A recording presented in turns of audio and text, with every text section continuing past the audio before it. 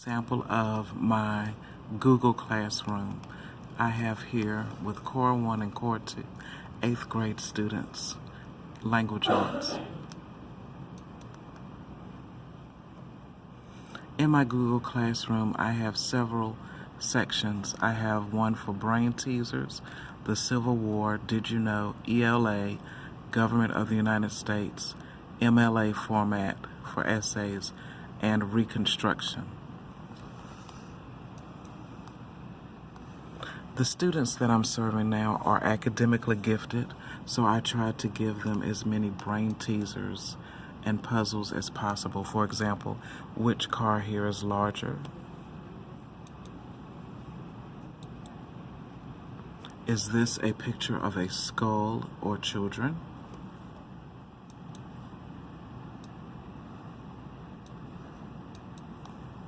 How many words can you create from this web?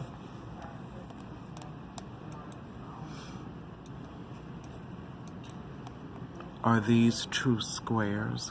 And many other types of brain teasers. I also had a section for the Civil War in which students could create a postcard or participate in a web quest or create a puzzle or solve a puzzle and create their own political cartoon.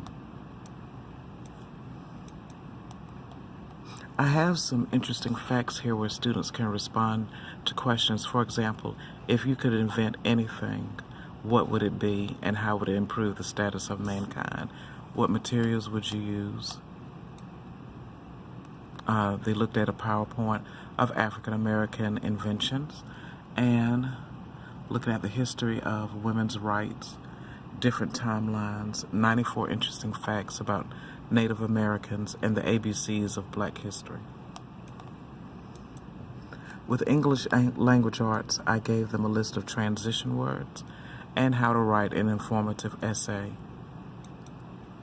Students were also given a handout for using MLA format. One of my favorite games is entitled The Branches of Power, in which students pretend that they are an agent and they have to solve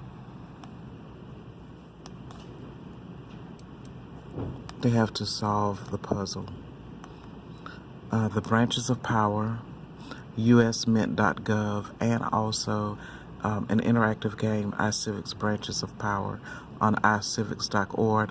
Mr. Nussbaum has a very great website and several PowerPoints where students have to read and discuss freedom of speech. What is your interpretation of this right?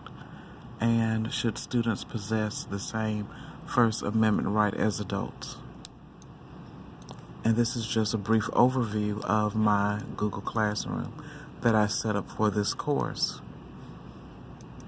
And then, of course, it shows you all the students within the class. It has a code students use to join. I also invited the principals and assistant principals and another teacher.